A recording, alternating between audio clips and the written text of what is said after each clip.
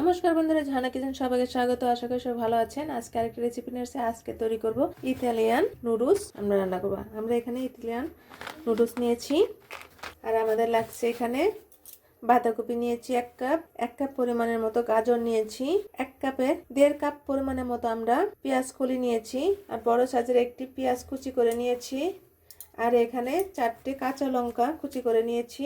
আমরা এখানে 1.5 চা চামচ পরিমাণের মতো টমেটো সস নিয়েছি, একটি ডিম নিয়েছি। প্রথমে আমরা ইতালিয়ান নুডলসটাকে আমরা জলে সিদ্ধ করে নিব। দেখুন বন্ধুরা, আমরা নুডলসটাকে প্যাকেট থেকে বের করে নিয়েছি।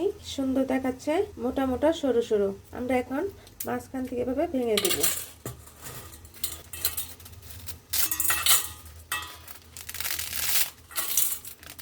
আমরা এভাবে মাঝখান দিয়ে ভেঙে নিয়েছি। আর আমাদের লাগছে এখানে সয়া সস যদি 1 চামচ পরিমাণের মতো দিয়ে দেন, তাহলে একদম বাইরের নুডলসের মতো হয়ে যাবে। একদম মনেই হবে না যে চাইনিজ নুডলসের মতো হয়ে যাবে।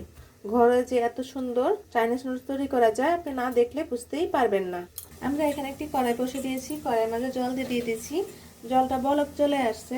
এখন প্রয়োজন মতো একটু লবণ দিয়ে দিব, আর একটু সাদা তেল দিয়ে দেব 1 চা চামচ পরিমাণের মতো। তাহলে নুডলসগুলো একটার সাথে একটা জোড়া লাগবে না।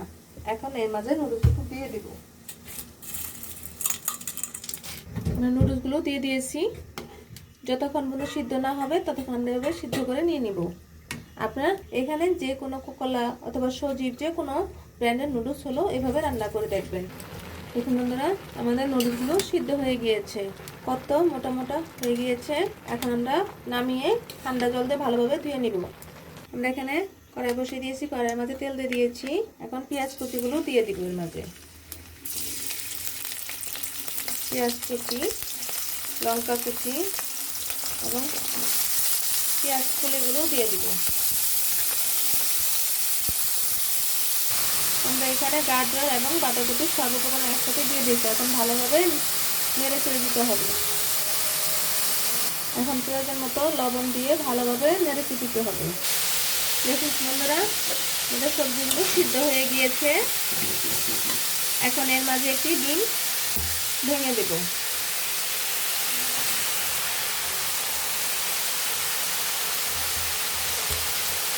এখন ভালোভাবে নেড়ে চেড়ে দিতে হবে। এখন 1 চা চামচ পরিমাণের মতো আমরা সয়া সস দিয়ে দিব। সয়া সসটা দিলে একদম চাইনিজ নুডলসের মতো টেস্টটা আসে।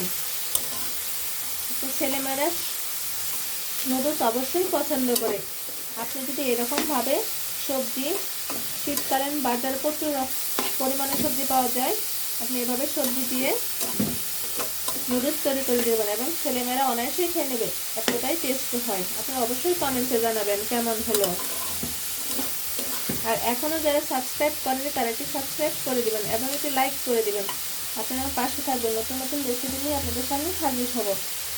এখন 1.5 চা চামচ পরিমাণের মধ্যে এখানে টমেটো সস আছে, টমেটো সস এর মাঝে দিয়ে দিবেন। এখন আমরা নুডলসগুলো এর মাঝে দিয়ে দিব। নুডলসের টেস্ট বাড়ানোর জন্য 1 চামচ পরিমাণের মতো চিনি দিয়ে দিবেন। আপনার চিনিটা অপশনাল, যদি আপনি চিনি পছন্দ না করেন তাহলে না দিতেও পারেন, কিন্তু চিনিটা দিলে টেস্টটা আরও 10 গুণ বেড়ে যায়। এখন ভালোভাবে উল্টে পাল্টে নিতে হবে। কি সুন্দর দেখাচ্ছে এবং অনেক সুন্দর একটা ফ্লেভার আসছে। আমাদের নুডলস হয়ে গিয়েছে। এখন নামানোর আগে কয়েকটি ধনেপাতা ছড়িয়ে দেব। আমরা এখন নামিয়ে নিব। দেখুন বন্ধুরা, কত সুন্দর দেখাচ্ছে, কেউ বুঝতেই পারবে না যে ঘরে তৈরি হয়েছে। আপনারা অবশ্যই কমেন্টে জানাবেন।